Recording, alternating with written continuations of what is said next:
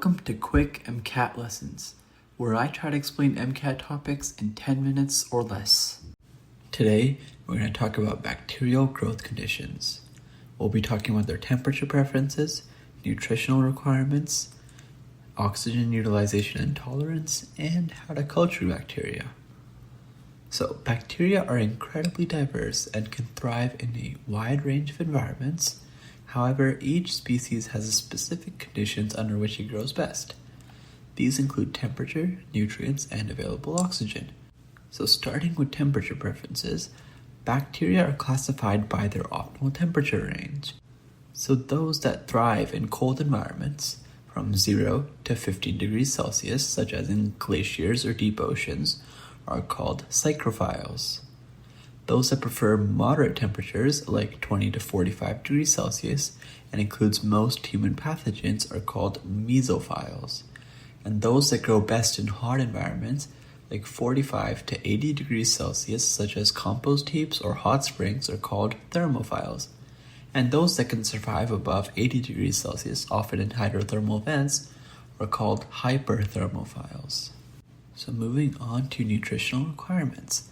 Bacteria require various nutrients to grow, including carbon sources for energy and biosynthesis, nitrogen sources for amino acids and nucleotides, minerals and iron, such as magnesium, calcium, and iron, and vitamins. Some bacteria can synthesize their own, and others require them preformed.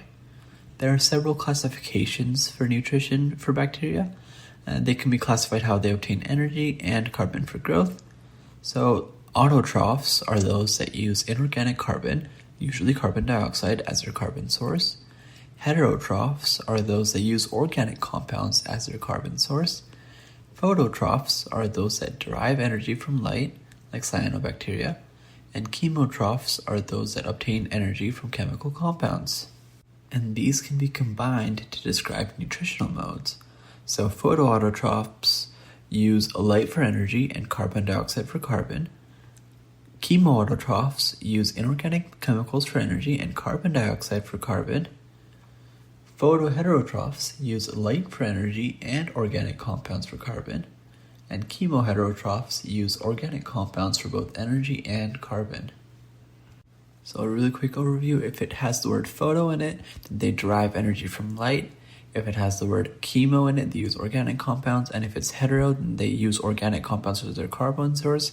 And auto, then they use inorganic carbons for their carbon source. And these categories help microbiologists understand how different bacteria survive in diverse environments.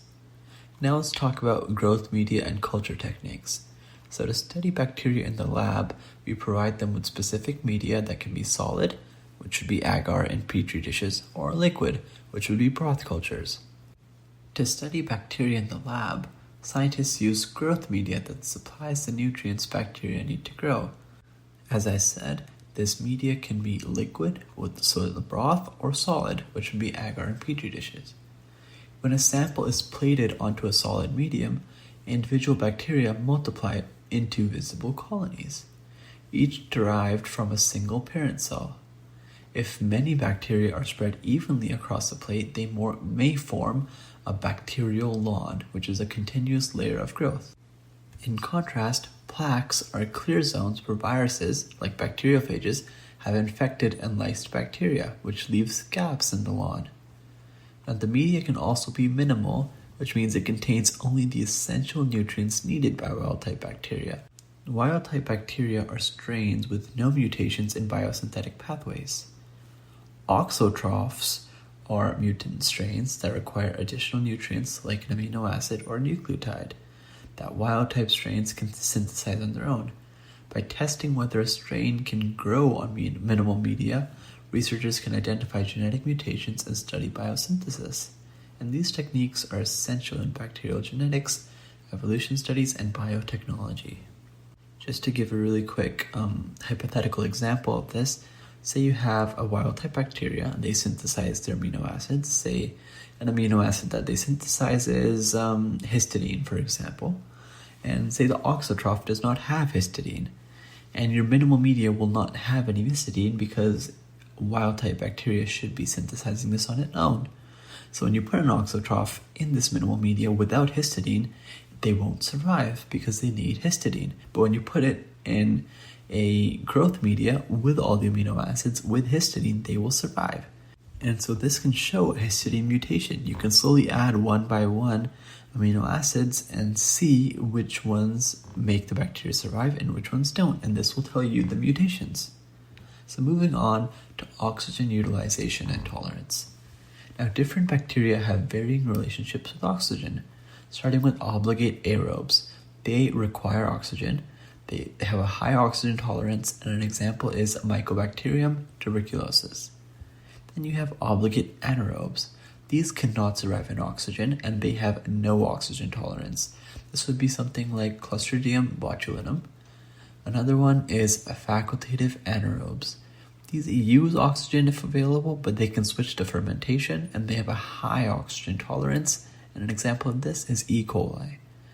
Then you have aerotolerant anaerobes.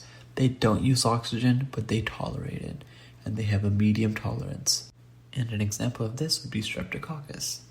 Finally, you have microaerophils. These require low levels of oxygen.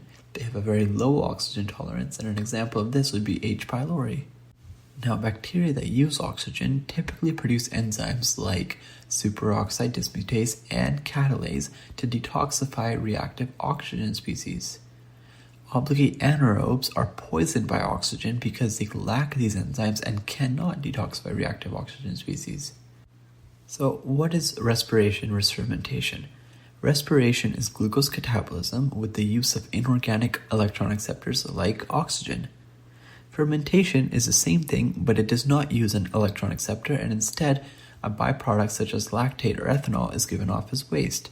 Now, how is anaerobic respiration not a contradiction? Because you can't have oxygen in anaerobic respiration. And this is because for respiration, you do not need to use oxygen. You need to use an inorganic electron acceptor. And so obligate anaerobes, instead of reducing oxygen to water, some bacteria reduce sulfate to hydrogen sulfide or carbon dioxide to methane, and these all perform the same function, and that is why it's called the respiration. And in summary, bacterial growth depends on external conditions like temperature, nutrient availability, and oxygen levels. In the lab, scientists use a variety of media and culturing techniques to study these growth requirements and isolate specific strains. That's it for today. Next time we'll go over the bacterial growth cycle.